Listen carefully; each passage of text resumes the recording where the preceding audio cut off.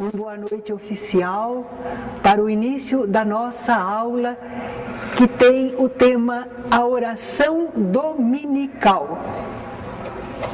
Nós estamos acostumados a reconhecer essa oração pelo nome Pai Nosso. São as duas primeiras palavras da oração, Pai Nosso. E como essa oração foi ensinada por Jesus aos seus discípulos, ela também é conhecida como a oração do Senhor Jesus. E como em latim o Senhor é Dominus, então daí veio oração dominical, oração do Senhor. Então quer se diga Pai Nosso, ou se diga oração do Senhor, ou oração dominical, é a mesma prece que foi ensinada por Jesus aos seus discípulos. Allan Kardec, no Evangelho segundo o Espiritismo, depois de falar sobre a oração, que foi a nossa aula anterior, não é? Ele em seguida fala sobre a oração dominical. Ele faz um estudo belíssimo. Nós aqui sintetizamos, pegamos apenas algumas ideias, mas vocês leiam lá em o Evangelho segundo o Espiritismo, que vai valer a pena. Ele diz, Allan Kardec, que essa oração, ela oferece um resumo de todos os deveres do homem para com Deus, consigo mesmo e com o próximo. E que, além disso, ela é uma profissão de fé, é um testemunho, não é? Que a pessoa dá. E ainda contém o pedido das coisas necessárias à existência. E contém também o princípio da caridade. É uma beleza, não é? A estrutura do Pai Nosso, diz Allan Kardec, é feita por uma invocação seguida de 6 petições. Então vamos lá ver a invocação. É quando se chama, não é? Quando se dirige à pessoa. Pai Nosso. Eis aí Jesus começando a oração. Ele está ensinando aos discípulos. Ele ensinou essa oração a pedido de Pedro. Pedro disse, Senhor, ensina-nos a orar, como também os discípulos de João aprenderam com ele as orações. Então Jesus ensinou essa oração e começou singelamente, Pai Nosso. Jesus está nos ensinando a nos dirigirmos a Deus com essa confiança de filho. É essa a nossa relação com Deus. Somos filhos e naturalmente o Pai ama seus filhos, não é? Confiança nesse Pai amoroso. Deus realmente é um Pai amoroso, porque Ele vela com previdência e solicitude por toda a sua criação. Nós sabemos disso, não é? Não podemos duvidar. No meio das nossas dores, problemas, tristezas, injustiças, nunca duvidemos do amor de Deus. Quando estivermos passando por esses problemas, nós podemos dizer, não sei por que isto aconteceu, por que as pessoas agem assim. Nós estamos querendo entender, e à luz da doutrina espírita, isso vai ser mais fácil.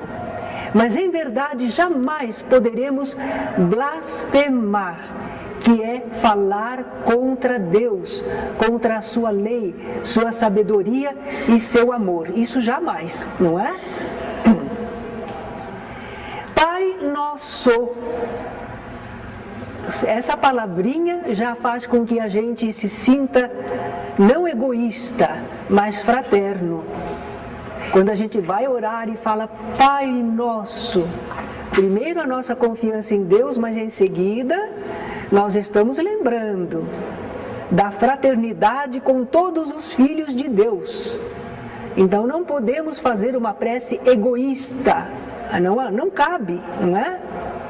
Os outros também são filhos de Deus e têm também necessidades e direitos como nós. Tá? Pai Nosso que estás no céu. Bom, a gente sabe que não existe um céu, não é lá acima. O universo, a Terra é redonda, está solta no espaço. Onde será o céu? Não é? Para os japoneses eles vão dizer que é lá embaixo, porque eles estão lá embaixo, para eles o céu ainda é mais profundo, né? E nós achamos que o céu é aqui em cima. Não, não é uma situação geográfica. Esse Deus que está no céu é no campo espiritual. São as forças, as energias espirituais. Quando nós oramos a Deus, nós transcendemos a vida material, nós pensamos no que é espiritual, não é? Então, nesse plano espiritual, o que está acontecendo? Pensamentos, irradiações, energias. E quando nós elevamos o pensamento buscando a Deus, nós entramos em contato com essas correntes, não é? É a nossa sintonia mental e também do sentimento. Então, se nós fizermos isso, se quando orarmos nós dissermos Pai nosso que estás no céu, nós vamos sentir isso, nós já nos endereçamos. Nós já estabelecemos uma sintonia, nós já deixamos muita coisa para cá. A esse propósito, muitas vezes as pessoas dizem assim: vamos esquecer todos os nossos problemas e vamos fazer a nossa prece. É um hábito no movimento espírita, não é? Só que certa vez um jovem veio se queixar para mim. Ele disse: olha, eu entro na casa espírita, eu estou desejoso do bem, eu estou bem disposto, estou confiante, mas quando vocês dizem, vamos esquecer os nossos problemas, eu lembro que tenho problemas. Então não falem assim. Mas apesar de eu me bater por isso, muitos companheiros ainda agem dessa maneira, não é? Eu aprendi a lição. Eu começo de maneira diferente, não é? Vamos pensar no bem, que momento feliz nós estarmos aqui reunidos para atividades espirituais, mas eu não falo dos problemas, das dificuldades, das preocupações, não é? Jesus também não falou, não é? Ele começou, Pai nosso que estás no céu, santificado seja o teu nome. Agora começam as petições. Nós estamos pedindo coisas, não é? Santificado seja o teu nome. Quem é que vai santificar o nome de Deus? A propósito, algumas pessoas falam santificado. Acho que elas lembram de santo, né? Que seja santo, santificado. Não, é santificado seja o teu nome. Quem vai santificar o nome de Deus? Porque dá a impressão que a gente está pedindo a Deus que os outros santifiquem o nome dele, né? Não, quem vai santificar o nome de Deus somos nós, não é? Nós estamos nesse propósito, querendo, não é? Santificar o nome de Deus. Como é que a gente pode santificar o nome de Deus? Ele já é santo em si. Mas é o respeito, não tomar o seu santo nome em vão, não é? É quando nós então, e na nossa conduta, no nosso proceder, nós santificamos o nome de Deus. O nome, não, a ideia de Deus, toda ela é santa, não é? Não é só não usar o nome de Deus em vão. Mas e a ideia de Deus? O que é que você faz? Que ideia você está fazendo de Deus? Como é que você fala sobre Deus? Então, eis aí. Santificado seja o teu nome. Do Evangelho segundo o Espiritismo, nós lemos o que Kardec escreveu. Cego é o que não o reconhece nas suas obras. Orgulhoso, aquele que não o glorifica. E ingrato o que não lhe rende graças. Talvez que alguém diga, eu não sei por que eu devo agradecer a Deus, a minha vida está um problema só, tantas lutas, tantas dificuldades, tantas angústias, tantas injustiças, e eu tenho de agradecer a Deus. Confesso que eu também sentia certa dificuldade de aceitar a ideia. Mas quando a gente vai progredindo no conhecimento da vida, das leis da vida, por que a gente encarna, por que a gente tem que passar por que dificuldades, por que a gente enfrenta certas expiações, qual o propósito disso tudo. Quando a gente começa a entender, a gente não gosta muito ainda, mas a gente tem que dizer graças a Deus. Todas as lutas, todas as dificuldades, no fundo, servem para o nosso aprimoramento e nossa libertação espiritual, nosso crescimento para Deus. Então só podemos agradecer, não só pelas coisas boas, agradáveis, felizes, mas até pelas dificuldades. Não é muito fácil para nós, mas já estamos começando a ter a ideia. Porque tudo começa por aí, não é? Pelo entendimento. Algum dia nós seremos capazes de dar graças a Deus de coração mesmo, apesar de uma luta, de uma dificuldade. Por enquanto, a gente vai se orientando pelo pensamento, pela compreensão, não é? Santificado seja o teu nome, venha a nós o teu reino. Antigamente a gente pensava que havia mesmo um reino geográfico, não é? Que a gente iria para lá. A gente tinha certeza. Havia aquelas representações, os portões do céu, como é que era a vida lá por dentro, não é? E eram felizes aqueles que conseguiam entrar no céu. São Pedro era o porteiro, o dono das chaves do portão do céu. Então a gente pensava assim, que o reino de Deus era um lugar. Mas agora nós estamos entendendo que é tudo no universo que está obedecendo a leis de Deus, mas principalmente em relação à vivência espiritual. O reino de Deus é o universo, é tudo que Ele criou, Ele reina nesse universo. O seu poder se faz, a sua lei se faz.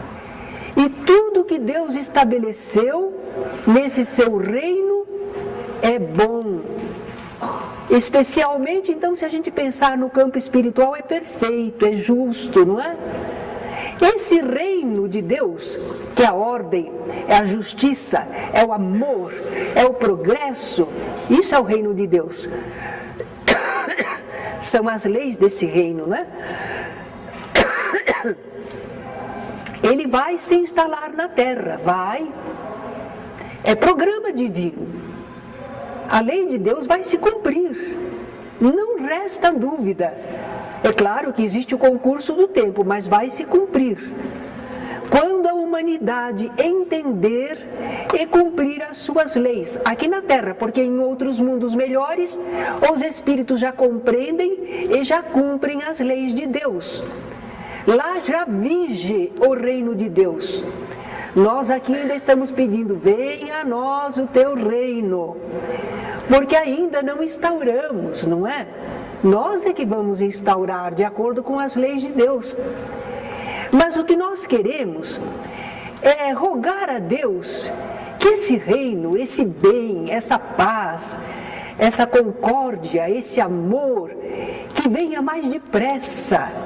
Nós estamos rogando a Deus que venha o teu reino. Mas o que adianta a gente falar com a boca, venha o teu reino, e a gente não quer cumprir as leis de Deus, né? A gente rejeita. Com a boca a gente fala, venha o teu reino. E o reino de Deus vai para se fazer aqui, depende de que nós concordemos, façamos, e a gente não quer. Venha o teu reino quer dizer assim, num passe de mágica, que fique tudo bem. Isso não vai acontecer. Vai acontecer quando nós vivermos essas leis, né? Entendermos e cumprirmos. Mas nós estamos evoluindo, a evolução é um fato. Então Kardec coloca nestas palavras, digna-te, Senhor, de apressar-lhe o advento, outorgando aos homens a luz necessária que os conduza ao caminho da verdade. E a outra petição? Quantas que Kardec disse que são? 6 petições, não é? Então vamos mais uma. Seja feita a tua vontade, assim na terra como no céu. nós estamos aí nos dispondo a concordância com as leis divinas. Nós as achamos justas, perfeitas e estamos desejosos de que essa vontade divina expressa nas suas leis, que ela aconteça aqui neste nosso planeta, mas também no plano espiritual, em toda parte, não é? Muito bem, se nós entendermos isso, se nós soubermos que sem Deus nós nada podemos, aí nós começaremos a observar as leis divinas e nos submeteremos ao que Ele determina. Eu sempre comento que certa vez um jovem me indagou, mas como? Deus manda e eu tenho que obedecer? Ele é arbitrário assim? Ainda bem que existe um poder, que existe uma ordem no universo. Já imaginaram? Se estivesse no caos ou a gente dependesse das pessoas? Não, ainda bem. Há uma lei, há uma ordem, há um poder superior, não é? E nós temos sim que atender, porque isso é o melhor para todos. Não tem como. O bem que nós desejarmos, se a gente disser o melhor é que eu quero para mim e para todos, isso é a lei divina. Então seja feita a tua vontade, assim na terra como no céu, não é? Temos que estar dispostos a aceitar e cumprir a vontade do Criador. A outra petição, olha agora, vai dizer respeito às nossas necessidades também. O pão nosso, não é o meu pão, hein? E a gente brinca um pouquinho e diz também, olha, não é pão com manteiga não, hein? Não é o supérfluo, é o indispensável, o alimento. O pão é sinônimo do alimento, né? O pão nosso, todas as criaturas precisam. Então, quando a gente está orando ao Pai, a gente não está no egoísmo, eu. Por isso é Pai, o pão nosso também, de cada dia. Será que a gente vai estar vivo amanhã? Tem gente que pede o pão de um mês, de um ano. Não, o pão nosso de cada dia. Dai-nos hoje, né? Então Deus nos proporciona esse alimento. Proporciona, se eu não trabalhar, não tenho. Mas como é que você pode trabalhar se você não tiver força, não tiver saúde, se não houver terra para plantar, se não houver os minérios para você extrair? Quer dizer que você age, mas Deus já previu tudo para que você pudesse ter o sustento, todos nós. O que nós estamos pedindo é que Deus, na sua sabedoria e bondade, não deixe faltar esses recursos. Vocês já imaginaram se de repente a terra perder o poder de reproduzir a semente? Se as sementes não tiverem vida, não conseguirem se abrir e produzir uma planta? Já imaginaram? Mas tudo isso obedece à lei divina. E a gente está pedindo aqui que não deixe faltar, não é que continue. Nós reconhecemos que estamos recebendo o pão e rogamos a Deus que não deixe faltar. Sim, nós temos que fazer a nossa parte, o trabalho nosso. Nós vamos então tirar do universo o que for necessário. E nós aí estamos pedindo também que não falte para nós a saúde, as condições para o trabalho digno, não é? Para podermos sobreviver. Mas, disse Jesus, respondendo ao tentador, nem só de pão vive o homem. Então, quando a gente está pedindo o pão, não é só o pão material, é o alimento espiritual. Às vezes nos falta essa força, essa coragem, essa esperança, esse alimento espiritual. Às vezes a gente está bem alimentado materialmente, mas nós estamos carentes de fluidos, desanimados, estamos moles, sem vida.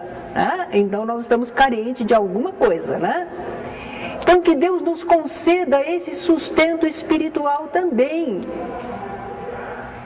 nos meios de trabalharmos espiritualmente para obtermos o nosso progresso intelectual e moral. Assim como nós trabalhamos na parte material, nós também temos que trabalhar na parte espiritual, exercitar as forças da nossa alma, o nosso entendimento, a nossa capacidade de vibrar, de nos doarmos para com o semelhante, não é? Então esses também são trabalhos que nos permitem angariarmos o sustento espiritual com dignidade. A outra petição: perdoa as nossas dívidas. Alguns traduzem, estão colocando modernamente ofensas, não é? Mas a palavra melhor era dívidas mesmo. As nossas dívidas. Para quem que a gente deve? A gente deve para as pessoas, a gente deve para a natureza. Quando a gente fala pessoas, é espíritos, né, encarnados ou não.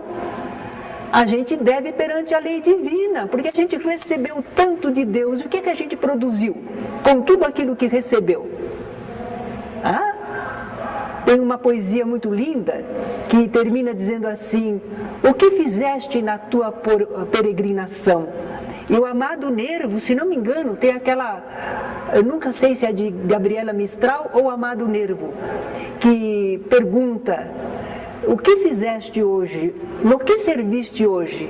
Deus é o servidor em tudo. E nós, seus filhos, em que servimos, não é? Fica a pergunta. Então, que Deus perdoe as nossas dívidas. Nós reconhecemos que não somos perfeitos, e nem isso seja motivo de complexo de culpa. Não vamos ficar nos acusando. Nós estamos ainda em evolução, em desenvolvimento. É natural que a gente erre, que a gente não produza o melhor ainda. Tudo bem, compreendemos isso. E reconhecemos que estamos em débito diante da bondade de Deus, do que Ele nos concedeu. Então, que Deus perdoe as nossas dívidas, as nossas falhas, as nossas transgressões, o mal que ainda fazemos. Como é que dizia o apóstolo Paulo? Homem infeliz que sou, o bem que quero eu não faço, e o mal que eu não quero eu ainda faço. E a gente começa a entender, mas ainda não é capaz de realizar constantemente. Então a gente pede que perdoe as nossas dívidas. Mas olha como Jesus colocou sabiamente: como perdoamos aos nossos devedores. E não podemos ter duas medidas, é uma medida só. Se nós estamos pedindo misericórdia, compreensão, tolerância, perdoa, nós temos que usar a mesma medida para com os outros. Porque as pessoas também são imperfeitas, falhas, ainda não se desenvolveram. Elas precisam de tolerância, de nova oportunidade, não é? Isso não impede que a gente estabeleça algumas seguranças para a sociedade, para que algumas pessoas não transgridam totalmente as leis e prejudiquem a todos e a ela mesma. Claro, mas não que a gente feche a porta e que nunca mais dá oportunidade. Houve um curso nosso aqui de expositores, todo ano nós fazemos, né? Preparando os companheiros que já estão no 3º ano, no 4º, né? Eles então vêm aprender a fazer exposição em público. E houve um tema, o perdão, muito interessante, as colocações que os companheiros fizeram, não é? Como perdoar, quantas vezes perdoar. Jesus ensinou a Pedro, não é? Pedro perguntou: Senhor, até quantas vezes pecará o meu irmão contra mim que eu o perdoarei? 7 vezes? E Jesus disse: 70 vezes 7 vezes. Não é para contar, quer dizer sempre que for preciso. O perdoar não quer dizer que não se controle ações erradas, mas que não se feche a porta às criaturas. Nós temos que aprender muita coisa no campo espiritual, no relacionamento humano. Nós ainda estamos aprendendo. Nós temos que combater o mal, o pecado, entre aspas, mas não o pecador. A pessoa que erra precisa de amparo para se recuperar. Agora, nós não devemos ser coniventes com o erro, mas não devemos ser cruéis para com a pessoa que errou, né?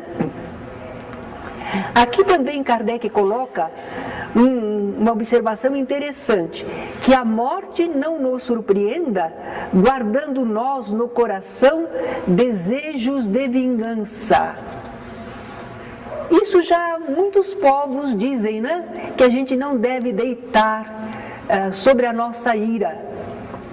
Devemos perdoar. Mas por quê? Por quê? O que será que acontece quando a gente vai dormir, mas vai dormir com aquele sentimento de rancor, o desejo de vingança? O que acontece? Qual é o problema? A gente vai dormir. Amanhã é outro dia.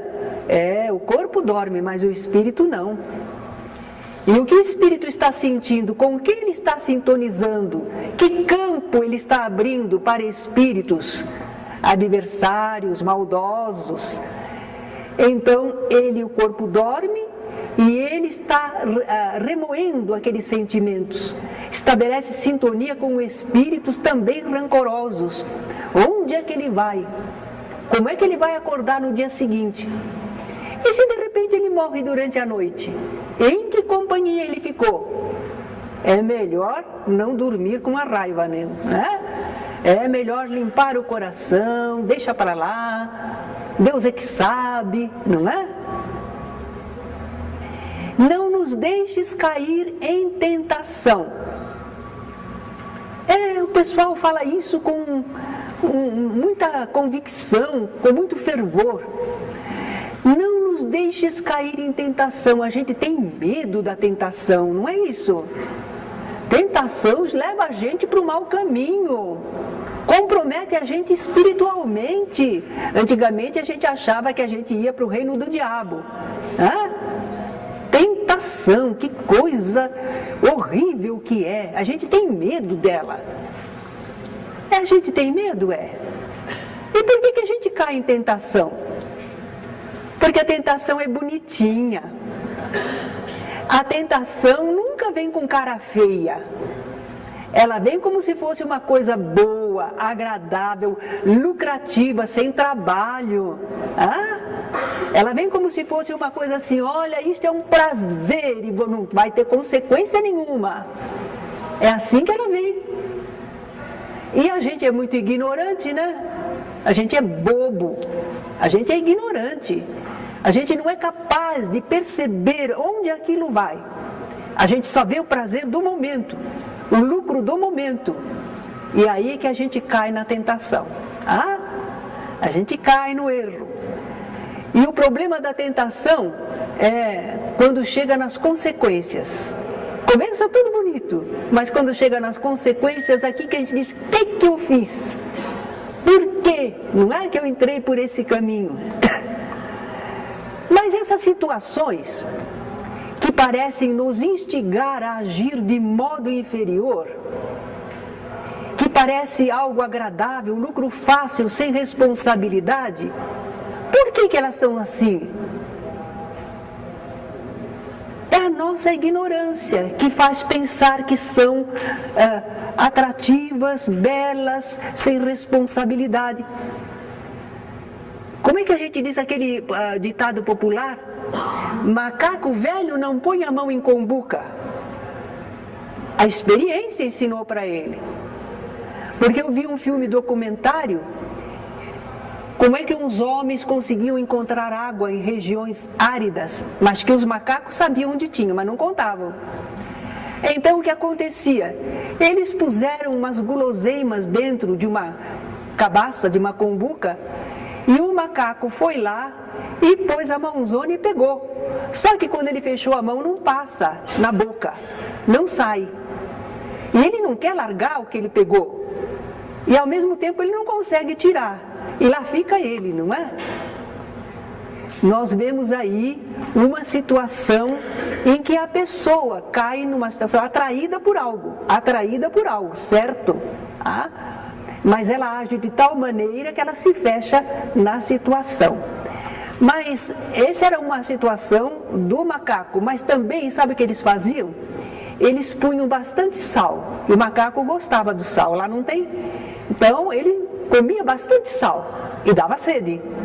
Só que o homem tinha prendido ele, soltava só de manhã, ele ia louco atrás da água, e o homem atrás dele, e achava a água, não é? Então nós às vezes somos usados por pessoas ou espíritos desencarnados que mexem com as nossas tendências, o nosso modo de ser. Eles não conseguiriam nos tentar se aquilo não fizesse parte do que nós gostamos. Eu conto sempre uma historinha, que é da Meimei, se não me engano. O professor que queria explicar o que era a tentação, ele levou os alunos dele para o pátio.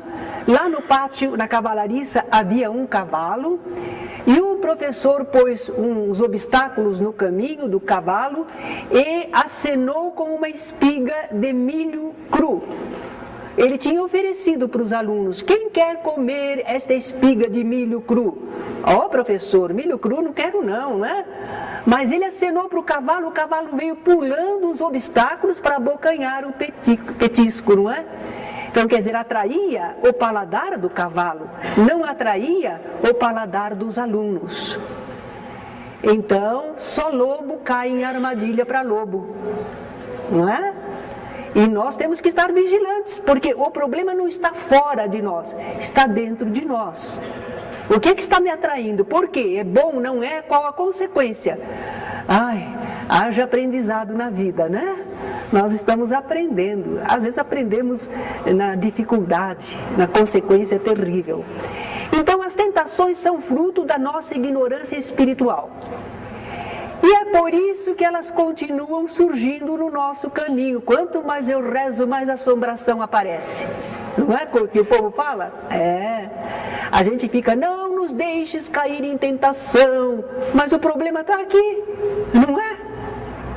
Então, por que a gente pede dessa maneira? Por que Deus deixa? Bom, Deus deixa porque as situações que acontecem testam a nós, nos provocam, fazem com que a gente chegue a conhecer o que a gente sente, se é bom ou se não é. São provas. As tentações são provas. Melhor que a gente saiba antes e não caia quando em tentação. Nós não adianta pedir que não venham as tentações, elas vêm. Elas fazem parte da vida, não é? Não adianta dizer: Senhor, que não apareça nenhuma tentação, elas vão aparecer. Então Jesus disse muito bem: não nos deixes cair. A gente não está orando para que não haja tentações, elas fazem parte da vida que nos dá o progresso, não é? Mas nós pedimos que a gente não caia quando vier a tentação, que a gente não ceda, que a gente saiba resistir, que a gente seja previdente, prudente, não é? É isso que nós rogamos a Deus. Esse não nos deixes cair em tentação é o pedido para que nos ajude a perceber, a entender e não entrar naquele caminho. Mas livra-nos do mal. Agora, se precisarmos enfrentar as lutas, que Deus nos dê força para resistirmos e superá-las. Porque aí nós vamos nos aperfeiçoando e nos libertando das tendências más. Finalmente, tem aquele trechinho: porque teu é o reino, o poder e a glória para todos sempre. Amém. Tem isso? Jesus ensinou isso? Não foi Jesus que ensinou, não. Jesus, a oração acaba ali: livra-nos do mal. E então, como é que tem isso? Houve uma ocasião que eu pensei que não sabia, então precisava acrescentar. E eu comecei a orar o Pai Nosso com esse trechinho. Até que eu vim a saber. Isso não é das passagens evangélicas. É uma influência da liturgia católica. Acrescentaram isso. Seria como se nós disséssemos: ah, Senhor, teu é o poder e a glória, mas não é da oração. Não faz parte da oração Pai Nosso, não é? Então é melhor não dizer isso quando se fala o Pai Nosso, tá bom? Jesus, o Senhor, Ele que ensinou para Pedro, a pedido de Pedro. Lembra que nós falamos? No comecinho da palestra, da aula, nós falamos. Bem, então a oração do Senhor, a oração dominical, nós a fazemos com muito respeito. Mas veja, se eu já fiz uma oração, não foi o Pai Nosso, mas eu orei do coração, eu falei com Deus, eu emiti o pensamento, ou oralmente ou no pensamento, eu orei. Então, depois que eu fiz isso, aí eu preciso falar o Pai Nosso que está no céu, santificado. Não precisa. Não precisa, você já orou. Ou você faz o Pai Nosso, ou você faz outra oração. Aí se eu fizer, mal não há, mas é desnecessário, certo? Porque algumas pessoas pensam que elas fazem uma oração e depois tem que fechar com o Pai Nosso. Não precisa fecho nenhum. Ah? Bem, nós agora também vamos comentar com vocês que as pessoas nem sempre conjugam bem os verbos, não é? Então, nós temos aí duas formas de conjugar os verbos na oração Pai Nosso. Se nós escolhermos a segunda pessoa do singular, é o tu. Então, vamos ver como é que fica? Porque se a gente fala ora tu, ora vós, é desagradável, não é? É uma oração tão linda, uma oração que a gente respeita. O que custa a gente aprender a fazer com o tu ou com o vós? Vamos devagarinho, meu bem, se mostra tudo, eles estão já lá diante. Você mostrou ouro para o bandido. Isso, vamos lá. Pai Nosso, que estás, tu estás, certo? Pai Nosso que estás no céu, santificado seja o teu nome. Eu estou usando tu. Venha a nós o teu reino. Seja feita a tua vontade, assim na terra como no céu. O pão nosso de cada dia, dá-nos hoje, dá tu, dá-nos hoje. Perdoa tu, perdoa as nossas dívidas, assim como perdoamos aos nossos devedores. Não nos deixes, que tu não nos deixes, cair em tentação, mas livra-nos do mal, livra-nos tu do mal. Escolham essa, decorem, se quiserem falar em tu. Mas pode ser que vocês prefiram o vós. Então vamos ver como é que fica, se for para conjugar na segunda pessoa do plural. Algumas pessoas às vezes já esqueceram, né? Eu, tu, ele, é do singular. Nós, vós, eles, é do plural. Então vamos lá no vós, segunda pessoa do plural. Pai nosso que estais, olha lá o izinho, estais no céu, santificado seja o vosso nome, venha a nós o vosso reino, seja feita a vossa vontade, assim na terra como no céu.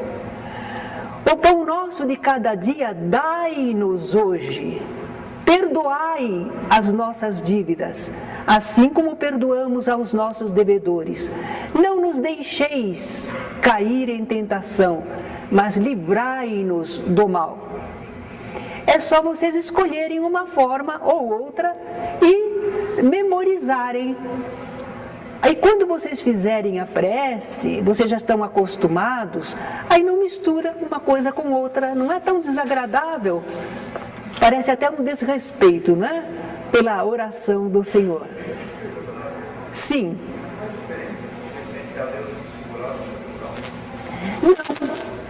É um tratamento que nós escolhemos, não é? Se alguém quiser falar até como se fosse você, o Senhor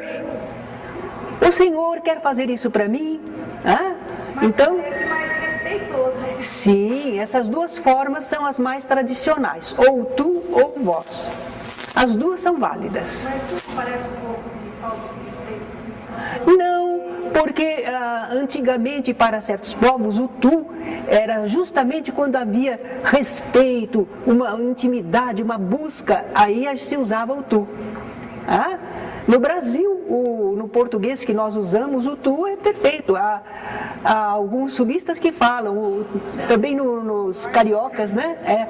Tu vais, não é? Principalmente onde houve influência da colonização portuguesa. Eu fui criada em Santos, embora nasci em Cravinhos, fui criada em Santos. E quando eu fui para Ribeirão Preto outra vez, já meninota, o pessoal lá achava graça. Eu e meus irmãos falávamos 1, 2, 3. Eles eram muito misturados com italianos, não é? Eles iam nós vai, nós quer, nós foi, né? E agora chegava alguém e falava 1, 2, 3. Parecia pedante, mas não era. Não é? Era o costume, a língua, né? Se conjugava perfeitamente. Então, é um retoquezinho que não é doutrinário. Vocês repararam, isso não é princípio doutrinário do Espiritismo, mas é uma prática que a gente faz. A gente costuma fazer a oração Pai Nosso, então vamos fazê-la direitinho.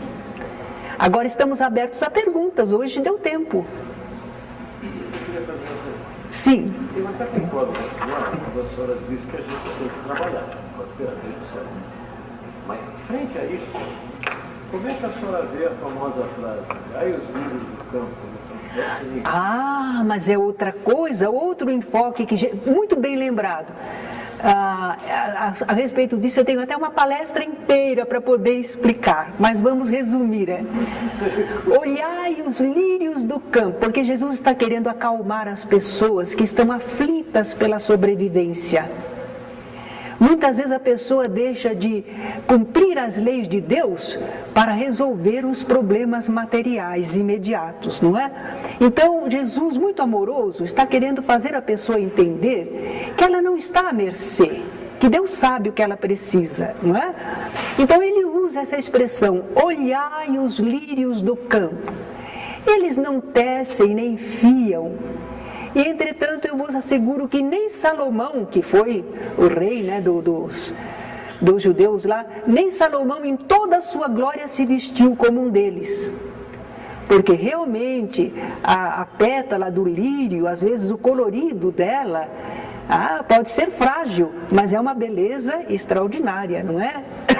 E é feita por Deus para o lírio. E aí a gente diz assim, tá vendo? Olhai os lírios do campo, não precisa fazer nada. Não precisa. O que o lírio faz para ele abrir em flor? Ele tem que pôr as raízes na terra, sugar, trabalhar, levar pelo lenho para poder oferecer aquilo. Deus previu, mas ele trabalha.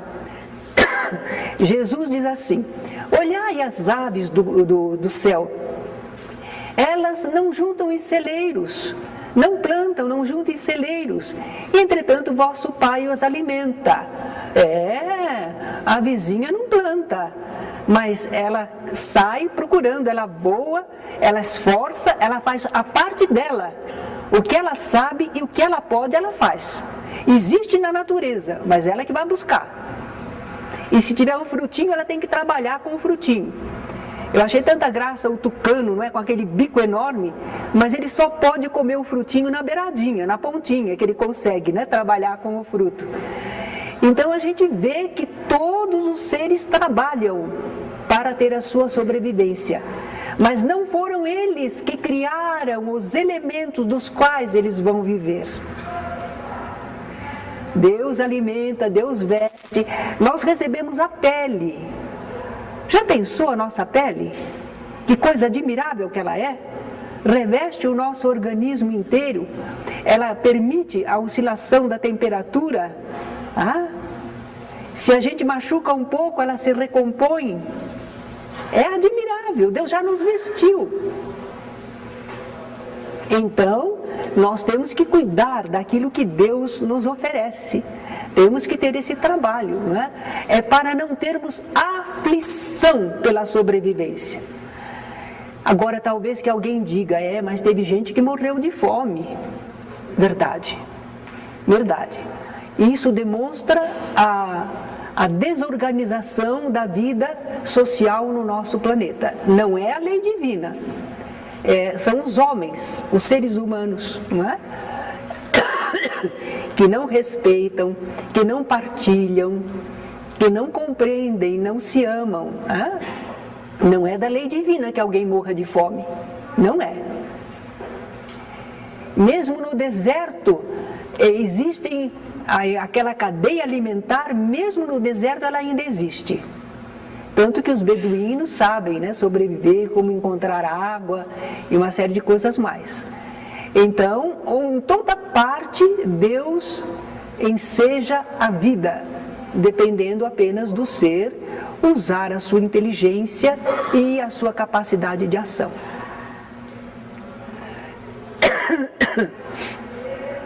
Mais alguma perguntinha? Quem está orando à noite, pelo menos? Quem está? Ah, que bom!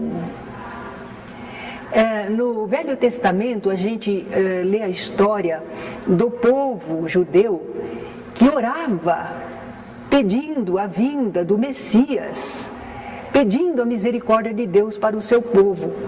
Nós também podemos orar pelo nosso Brasil. A oração de tantos, porque o Brasil representa este conjunto de pessoas. E se nós orarmos, rogando a Deus, nós estamos movimentando energias que atuam sobre as pessoas, ondas mentais que estão atuando sobre pessoas para o bem no nosso Brasil. Estão atraindo espíritos benévolos que dependem que nós, no nosso livre-arbítrio, queiramos o bem. E estaremos mais inspirados também para como agirmos na nossa vida, né? Então oremos pelo nosso país, sim, porque falar mal a gente já fala, né? Ou a gente falar bem na oração. Assim a gente equilibra um pouquinho, a gente não é perfeito, mas também não fica fazendo só o que é errado, né? Eu agradeço pela atenção.